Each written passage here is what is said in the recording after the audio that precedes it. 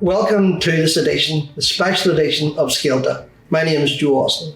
My guest today for this special edition is Gerry Adams. So Gerry, welcome to Scéalta. Thank you. Just inform those who have joined us or are not familiar with it. Scéalta is a joint FFT Féile here and a Féile and Phobail production. So 32 years Féile, it's a long party. One of the driving forces behind the initial Féile was yourself, with others, of course. Looking back on that, what was the kind of the sense of organising? What was the motivation behind the birth of Féile? Well, can I say, first of all, that I'm very, very honoured to be interviewed by you. I've been looking forward to this for a very, very long time. And I didn't know, I just come in here for a cup of coffee. And here we are. Well, first of all, and in fairness, there had been at different times, particularly in the 70s, musical celebrations. Blah, Ceol, chúrsaí, Dini Ocho. There was one famous one up in what used to be the Glen. There were a number of big nights in Ballymurphy, and there were different other events. So there was a bit of a tradition in our difficulties of going out and celebrating our survival and uplifting ourselves with good music and crack and so on. But Féile has its roots in the judicial murder of 3 IRA volunteers on Gibraltar. And then there were 3 well-known families, the Savages, McCanns and Farrells. And you were very centrally part of this, the long journey home with their remains to Ireland and all of the aggravation that caused, not least obviously for their families. And then the journey up from Dublin Airport and the efforts by the IUC to hijack the remains. And then what followed was quite unprecedented in that those funerals were attacked. Now, there had been for some time what is often referred to as a battle of the funerals. And this goes back to a time when Philbin, who was a Catholic bishop, and the IUC and the NIO and so on all came together and as part of the pacification of this community and other Republican communities like it, decided more or less that the funerals of IRA volunteers, if the tricolour was draped on the coffin, would not be honoured with a mass. The Irish News, for its part, stopped carrying death notices if the term volunteer was used in it as well. And that went on for a very, very, very long time. So usually a Republican funeral would be accompanied by, an epidemic of RUC, Brat, police, and or British Army. And it affected, because it's a very intense period of the conflict, it affected rural areas, Derry City, as well as our own place in Belfast and other towns throughout the 6 counties. And the families of the volunteers killed at Gibraltar were called upon the RUC to stay away, that they wanted to bury their loved ones in peace. Now, the funeral was attacked, not in the way that I've just described by the state police or the British Army, but by a loyalist gunman. And the mourners at the funeral very valiantly defended themselves. A number of people were killed, numerous people were injured. And then at the funerals of some of those folks, 2 British soldiers, 2 undercover British soldiers, drove into the funeral cortege, and they also were killed. Now, the first spate of killings in Milltown Cemetery, the entire establishment media praised the heroism of the mourners, particularly the young people, some of whom lost their lives, who went after the gunman. But then when it turned into the killing of the 2 British soldiers, they turned on the community. Yeah. So this became known as the terrorist community. We were described as savages. Seamus Mullen, the late Seamus Mullen, was particularly vitriolic in how he described people here. Now that's a fairly long lead into your question, because we know we're not savages, and we know that there's great potential, hope, creativity, imagination, resourcefulness, good nature, generosity in this community, and that we have our fill of artists and singers and dancers and chanters and storytellers and sports people and all of the rest of it. So Féile came out of that, and it was 2-pronged. One was for the people of the area of West Belfast, who were so described as terrorists, to celebrate ourselves, but also to provide a platform for others from the arts community, internationally or nationally, to come in here and to be part of it. And that's how Féile started. And one of the things that I was very clear about, and I still remember very, very clearly to this day, was saying at the first meeting that we convened that we needed continuity, that we wanted Féile to be about in 20 years' time. Because even though these other musical celebrations that we had, or that other people perhaps before my time had organised, and they were brilliant, but they only lasted the once, where we wanted something that would be here forevermore. And that's to the great credit of the generations of people who have been part of Féile throughout all those years. That kind of leads me into the second question that I was going to ask. Really, was there the foresight of thought that this was going to be a prolonged celebration?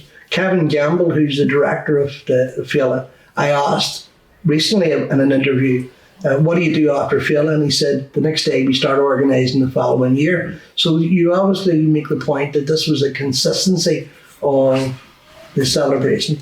And I have to say, for those who wouldn't know that, a community festival of this size and diversity, in any other environment you would imagine would be welcome. But the early days were organised without any community grants, without any community aid. In fact, quite the opposite, where state bodies had tried to prevent and frustrate Féile. Well, the entire community was demonised. It was demonised before Gibraltar, but Gibraltar, brought it to a different level, because we were combating all of the other social and economic discriminations, and we were combating and resisting military occupation. And you just got to reflect that West Belfast, like other places, was under extreme military occupation. I mean, friends of mine from Palestine and from South Africa who came here, and some from Latin America who came here from right-wing regimes, were shocked at the intensity of the British military presence here on the Falls Road and other parts of the constituency of West Belfast.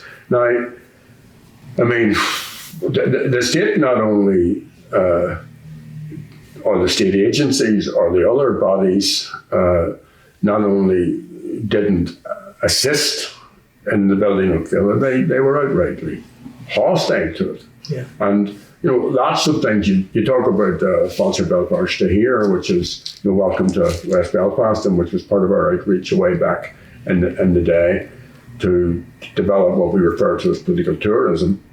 I remember the first time we brought the Northern Ireland Tourist Board into West Belfast. It was like as if they were going into Outer Mongolia. But now there's a different, and I'm not saying that to be too critical. People have to be brought into different political conditions in order to respond in a positive way. So the only thing that I claim credit for is having this strong view that this, first of all, had to be Féile and Phobail, the People's Festival, because it is relatively easy to organise a gig. You can go and get a band, you can book your venue, they bring them in, blah, blah, blah. But something that is so rooted that you can have street parties, that you can have bingo, that you can have glamorous grannies, that you can have soccer tournaments, hurling, puck fada, camogie, football, right across a whole range of all, scribes at the Rock. I don't want to be naming it. All things that grew. And we also spawned a film festival. That came out of this. And I have to say, in fairness to international artists and to national artists and to British artists, they came here and they played. And others like Mary Jones and the late Pam Brighton played a huge role bringing their drama in here, but also going on to work, mostly with women, it turned out, to write their own plays and dramatic presentations. And we've seen all sorts of other initiatives in the performing arts springing out of that. It also has to be bilingual, but the main thing is it has to be people-centred and be capable of rising above the negativity of the moment and to what it now is. Like, it's celebrated quite rightly. It's the largest community festival on these islands, and it's now not unusual that the same television channels that would have scorned it in the past are now pleased to be part of promoting the film. You mentioned there that part of the attraction or part of the process was to encourage others, not from the west of the city, not even from the island of Ireland, to come and visit West Belfast, to see the community that had been so vilified and scandalised and all of that. And I know you for a long time, and I know that you are very much an internationalist. You're very much solidarity with other people who are involved in culture or social struggle and all of that. Did the community learn? Was there a learning curve that was brought into the community? Say, for instance, we can't all be experts in Palestine or in other struggles. So when those people came in to visit the community, did they leave that resume with them of other struggles that were going on around the world? I think so. I think so. There's nothing as informative as having someone who actually is part of another struggle come in and tell you the story of their struggle. I'm sure people who are deeply committed to the Palestinian cause may have had that spark lit at one of the events here, and similarly with other struggles. But I also think that people are broadly speaking sound wherever they live, and when you consider that the Bona Vista Social Club came here, Cubans, and had a big gig up at the Marquee. When you consider that a number of people who were in the business promotion business were moved to make sure at difficult times that some of the best girl bands and boy bands visited here. And remember, Féile is a not-for-profit organisation, so you could get to a concert here for much cheaper than you could anywhere else. And whether it was Christy Moore, was Planksty, you just Mary Black, you just go through the whole Jimmy McCarthy, Hugh O'Connor brought his executions here. Very topical at the moment because it was about the execution of Rory, Liam, Dick and Joe. But it was more than that. It wasn't just about the tragedy of that particular event. It was actually about the treaty and the Civil War, and it was just a brilliant, and Thomas McEnana, a famous director, came here and recruited local people along with half a dozen internationally and nationally known actors, as Stephen Ray came in, the Field Day productions. You know, we were just blessed with so many presentations, drawing from the international as well as the Irish historical and national experience. And I think it's bound to have touched everybody, because the interesting thing also was people coming into the west of the city who had never been here before, even from other parts of the city, were going away uplifted by the experience, going away pleased to be coming back again. You know, even like Tom Hartley's tour of the graveyards. I mean, I remember there were Protestant folks who probably hadn't been in the city centre, in the city cemetery in the height of the conflict, became part of the tours and became part of all of that.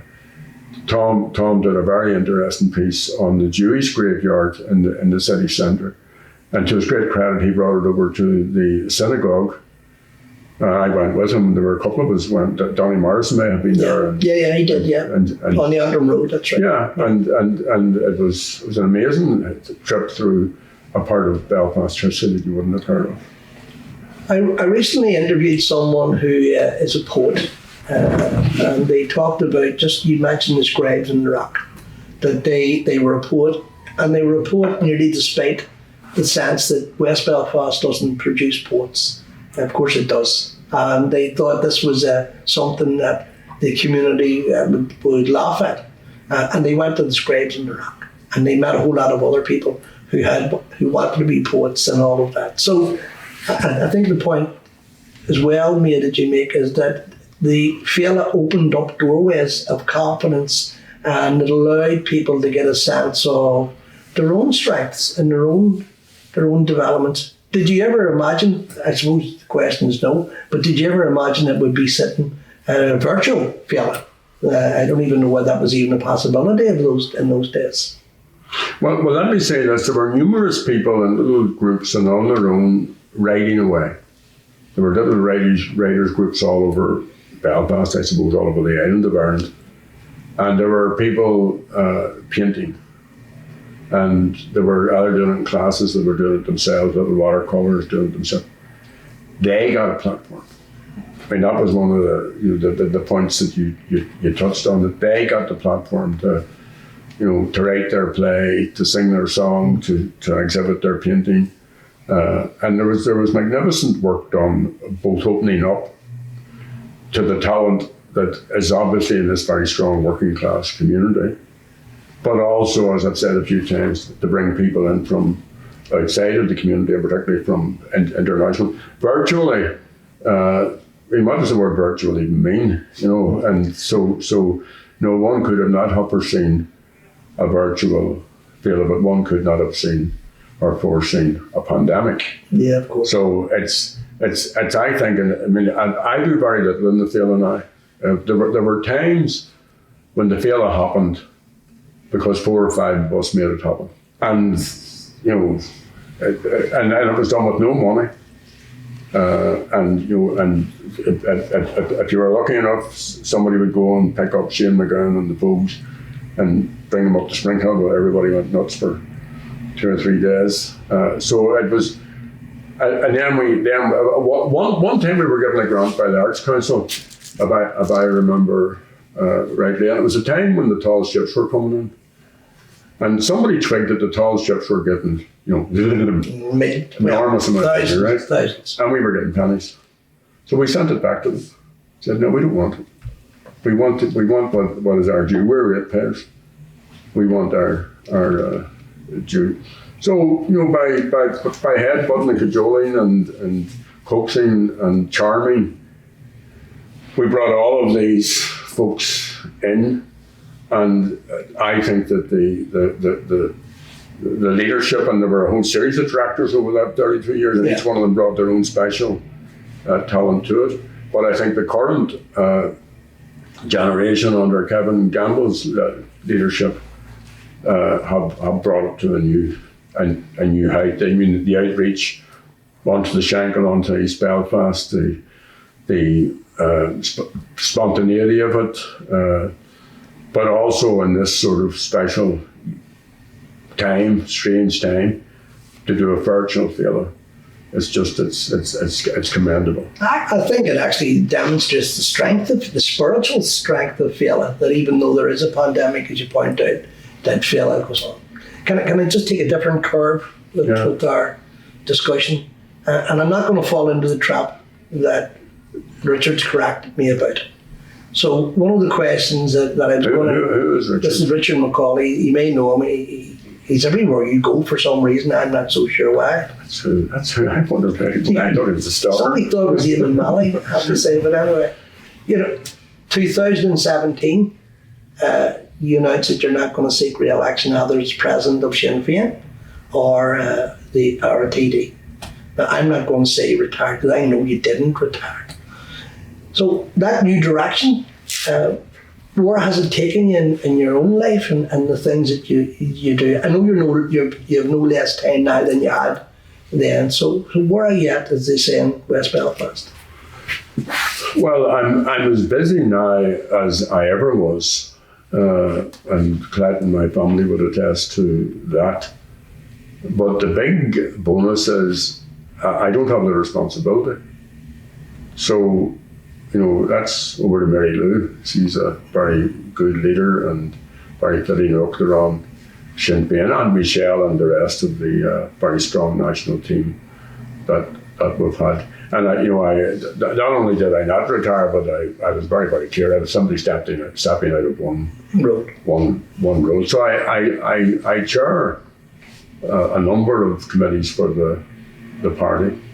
And that's very, very time consuming. But I don't have to worry. You would know yourself from your own activism that when you're in a position of leadership, you have a responsibility, especially as a national leader, you have a responsibility for so many diverse things, where at the moment I have responsibility for 2 or 3 things. And that frees me up from all those tedious meetings that you have to go to and all of that detail, the mundane detail. And anyway, we were in a good place.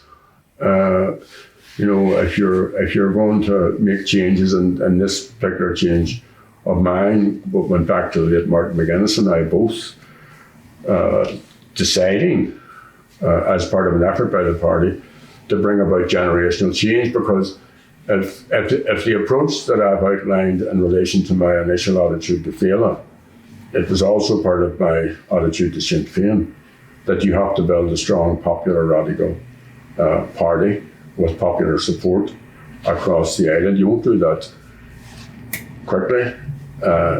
And at some point, the new generation or another generation has to come in and carry it on, while the rest of us can play supporting roles or can take up whatever responsibilities we're asked to take up. I doubt if we were to look objectively would we find any individual who has been so spotlighted as yourself, and not fairly on most occasions, and of course that's maybe goes with the job, and maybe doesn't. But I mean, anyone who's subjective will look at some of the media coverage scandals.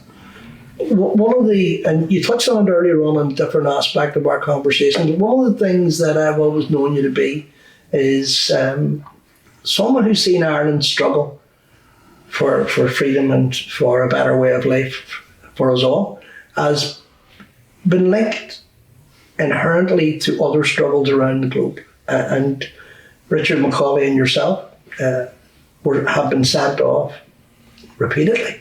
I'm surprised that Colette can't even remember your name, never mind your... She's very friends with Richard. She's very, yeah, well, I would watch that.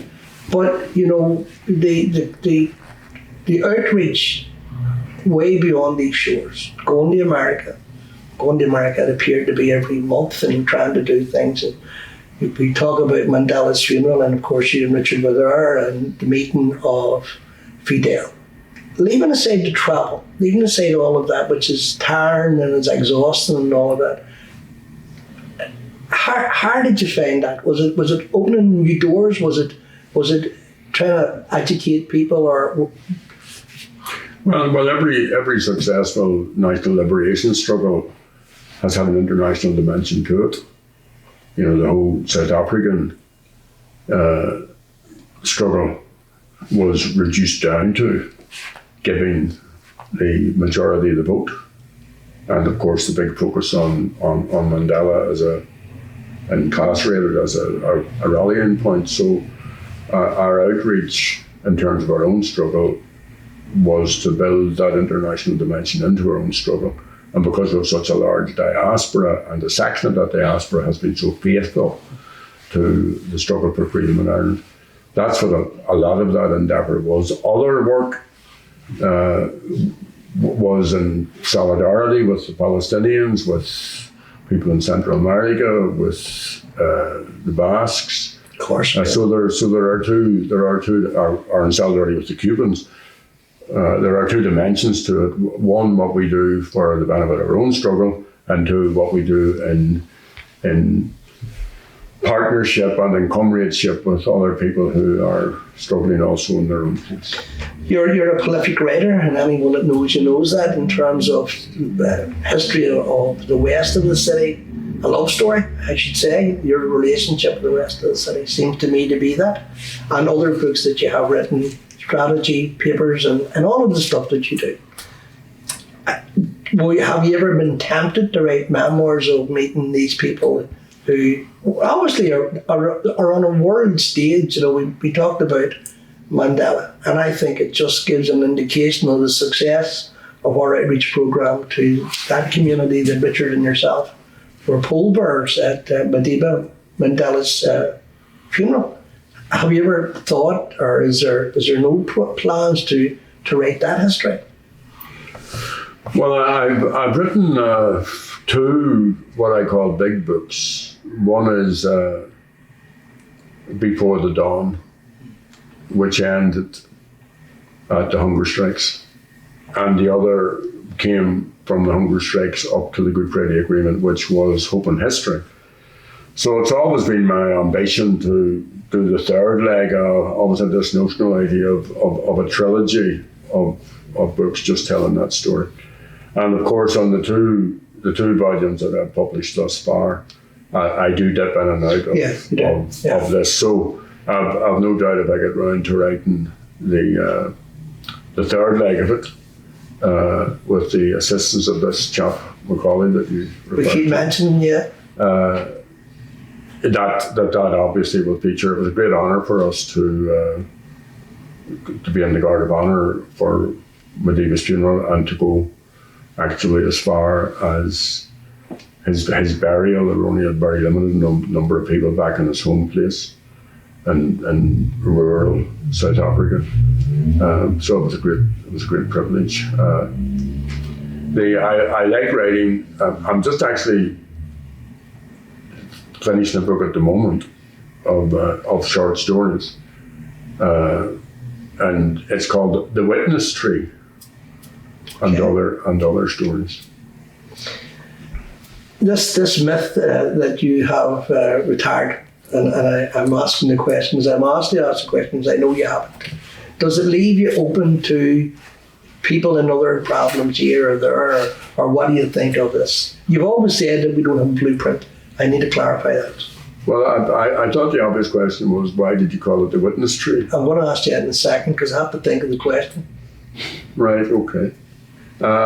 Yeah, when Sinn Féin was requested, Martin McGuinness, God rest him, did quite a lot of work in this field. So was Alec Mosky, Jerry Kelly, numerous other people.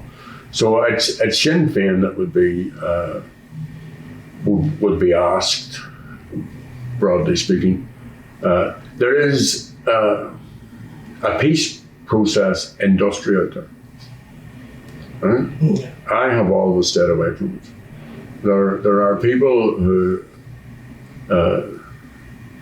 play either only a limited role in the making of peace, or no role, who now cavort themselves about the globe, expounding some of the virtues of peacemaking, and perhaps when they come back home, aren't there to help with it. So I've always stayed away from that, and I will continue to stay away from that. And I do think it's important that the point that you made there, which I forget. Okay, well, let me take you on another tangent, which is what I'm good at. I understand you're writing a new book. It's called The Witness Tree. Why is it called The Witness Tree? Well, all will be revealed. When we find the witness. These trees, we're doing this interview in Áras, Chonghaile. Yeah. Right? And I like to think I have some sense of history. So one of the big things I like about this stretch of the road is that James Connolly was no more important than the woman who lives in the next house, the woman up there. James Connolly is such a revolutionary philosopher, thinker, activist, leader. Right? That James Connolly walked along here. He lived here for a number of years, just up at Glenmina Terrace, right? So these trees were probably there when he was wandering along. And there's a photograph outside of their family home at Glenmina Terrace, in which there are a number of trees, which are all small saplings, which I believe are the same trees. Now, they may not be the same trees, but I believe they are the same trees. And trees that witness events like that are witness trees. So I called this little book, which I'm just finishing, it'll be out. It'll be published by O'Brien Press this autumn, this later on this year. The lead story, or the title story, is called The Witness Tree, because this particular tree witnessed what happened in this particular story. But in order for you to get to what it actually found out, you'll have to get the book. That sounds like a plug, and I will, as I always do, get your books. Well, I always send you a copy. You do. You always do. Send copy. On a more serious note, and that was very serious. That was a very prolific kind of stretch of our interview. But really, on a more serious note, in this last short time, too short of a time, you have lost you've lost a whole lot of people, as we all do as we get on in years. You lost two very close comrades and friends and compatriots and soulmates. Martin, who you mentioned, and quite recently Bobby Story. Yeah, it's the older I get, the more life surprises me, because it can be so random. So both Martin and Bobby and numerous other people from our generation had very full lives, and I suppose really would have little complaint when you consider that a child can die in infancy, or you hear about some young person 15 or 16, or some mother with 5 or 6 children fallen ill. So it's all very relative, and it's partly, death is very much a part of life. And I wrote an article there recently. You only die once. You live every day. So every day you wake up, that's your life starting again. So as you get older, you value all of that. Martin McGuinness was a huge influence in my life, a huge presence in my life, both politically and personally. And so was Big Bob. He was such a charismatic figure.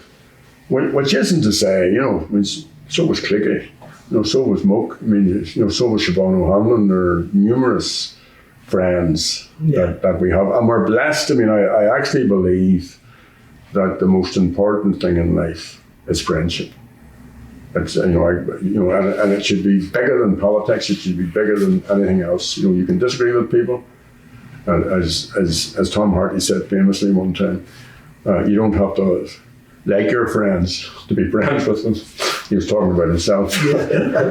But so these were huge influences, and I suppose the reason they get more attention, perhaps, than someone more private or more anonymous, or someone that wouldn't have their profile, is that they touched so many people. And what I found very moving is that people were sympathising with me about Martin McGuinness's death. Yeah. And about Bobby's. And I'm sure that was the experience for many people, that, you know, comrades were sympathising with other comrades because we were all so close together. I have to disagree with it, which I don't do very often. I think that part of that extension to you of grief was because people seen very clearly the grief that you were in. I think that's part of it. Oh, no, and I was beside you when you done the Bobby's oration, and it was a heartfelt statement. It was not that others aren't, but it was something that was done. And I was going to ask you that question. We're in West Belfast, as you point out. Republicans are, to some extent, recovering from the loss of Bobby's story, largely a life figure. You grew up, or part of the time you grew up in the lower part of the Falls Road rather than the lower part of the Falls Road. And many of your contemporaries are dead or gone or passed on or whatever, however they die. Do you see generations of Republicans coming through with that same, or coming up or growing up with that same enthusiasm for change that was there when you were the young man living down and going to jail at a very young age and all the stuff that goes on? Yeah, absolutely. I mean, first of all, the greatest loss is Bernie McGuinness's. The greatest loss is Teresa's, in terms of Bobby and Martin. But to answer your question directly, yes. I mean, I have huge confidence in the future. I'm lucky enough to have had a very long time of activism, and the strength of the struggle, the strength of leadership at all levels, because this has to be a movement. It has to be the collective. It has to be, strong, rooted, radical, empowered. As we said famously quite a few times, we're not leading sheep.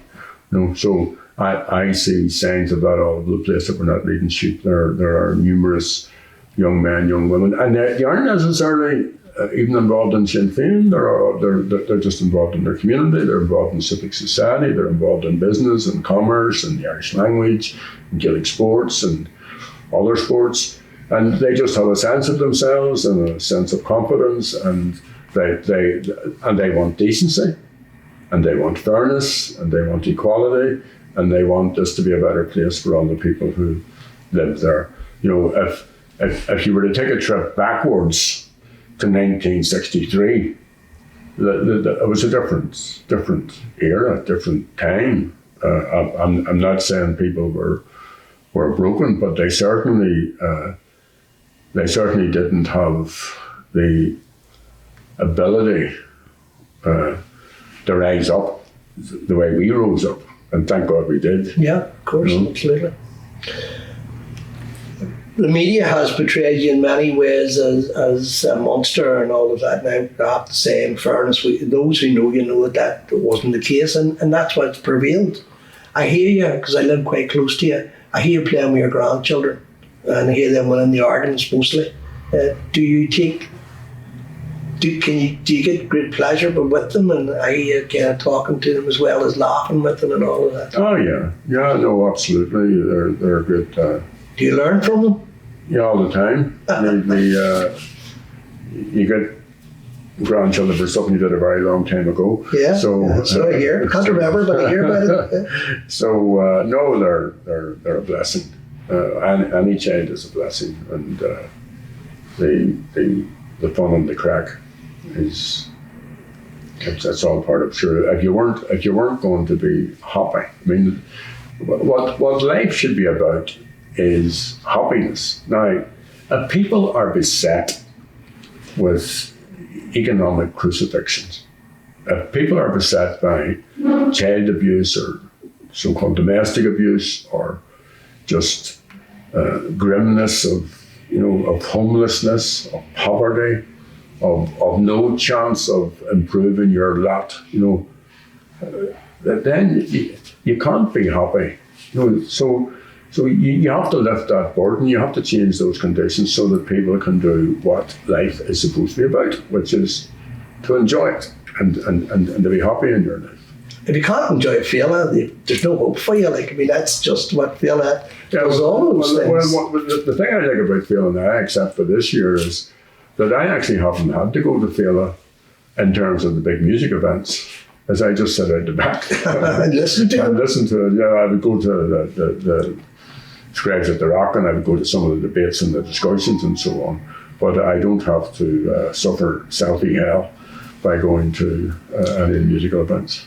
You mentioned when I asked you about the lower part of the Falls roads and about that people were tired, they were economically oppressed, and they were culturally oppressed, and all of that, and that changed in the latter part of the 60s, and people like yourself came through within your community. A lot of it was greatly influenced by events in America, the Black Civil Rights Movement and all that. And we now, in more recent times, we see the Black Lives Matter campaign that's going on. Do you see any parallels? Do you see that kind of been the beginning of, or the birth of, a resurgence globally of individual rights and all that? Well, you see, there are two worlds out there. There's the first world, which we are part of, and the USA is also part of it. And one of the big unresolved issues in the USA is the issue of race. And they've never come to terms, sections of the people there, with that huge problem. So this issue of rights, or of democratic rights, or even social and economic rights, in the developing world, it's the right for to have water. It's so basic. It's that there are millions of people dying, and children dying through malnutrition or not having clean water. So you have these, two. It's almost as if there's a line down the globe, and these countries, most of which were plundered by the imperialists and the colonial powers in time going past, and then left in a state of awful deprivation and not allowed to develop themselves as they could and should as nations. So, well, this current issue, I've actually just written about this, the issue of slavery and the Irish resistance in this town of Belfast to slavery. Miriam McCracken, a man called Tom McCabe, Daniel O'Connell, Frederick Douglass coming to Ireland, including here to Belfast. Now, there were also obviously people there who supported slavery and people who supported the empire. But part of the focus arising out of what is essentially initially an American movement is that it has highlighted the parts that the English or the Belgians or the other big powers, the French and so on, played in the slave trade. Will it come to anything? I don't know. What I do know is that we're all, it's the same struggle. It's one word and it should be one struggle. And the buzzwords are equality, liberty, freedom. So whether you're dying in the Sudan, or whether you're struggling in the ghetto in New York, or whether you're from East Belfast and your kid is, or West Belfast for that matter, your kid has no great hope. It's all the same struggle, and it's a matter of developing and changing political conditions so that people can grow to their full potential. this man Macaulay's back and he's telling me I ran out of time. So can I just ask you the last question, the very last question for this interview at least. A bright future? How do you see it? Well, the future is what we make of it. I sometimes people will say to me, young people take it for granted. And I think that's good. I think as long as they understand that there was struggle somewhere in there, on the issue of women's rights, that your granny or your great granny struggled for whatever sense my granddaughters would have of themselves as women. That wasn't always the case. That was one for them by others, but they shouldn't labour that or be at all fixated. And on all the other issues, the strength of the Irish language movement in Belfast.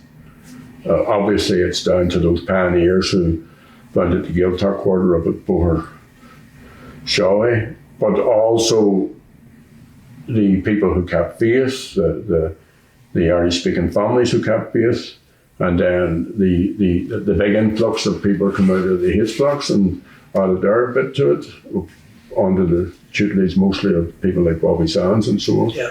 So did you have this strength? Here's College Feirste just across the road from us.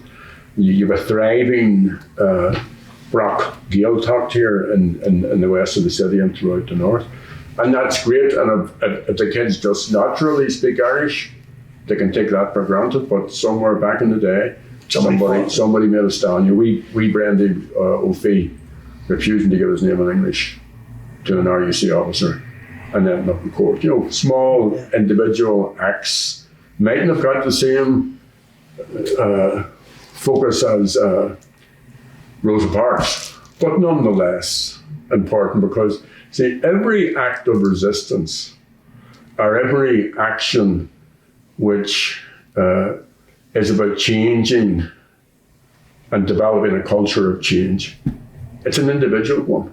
So, if there are 20,000 people on a march, each one of them had to individually come to that decision. And I mind very well two things. One, if you look at the civil rights footage from the 60s into, I suppose, up as far as Bloody Sunday, you will see thousands and tens of thousands of people in mass demonstrations. But you go 10 years the other side of that, you'll see one person. Yeah. You'll see three people. You'll see the Gilder News in Caledon, you'll see the McCluskeys, you'll see Bridget Bond, you'll see, Paddy Ballaway, small, which is the way things are. Similarly, with the beginning of the hunger strikes, you will see three women up the top of St. James's with their little placards saying support the hunger strikers or support the men in the blocks or support the women in Armagh. Move forward into 81, you'll see tens of thousands of people. So it all starts.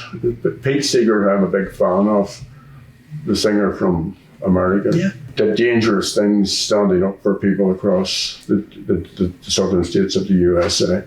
In his 80s, he was standing on his own at a roundabout for an hour every Saturday, on his own. This man was 80 cents, stopped the war in Iraq.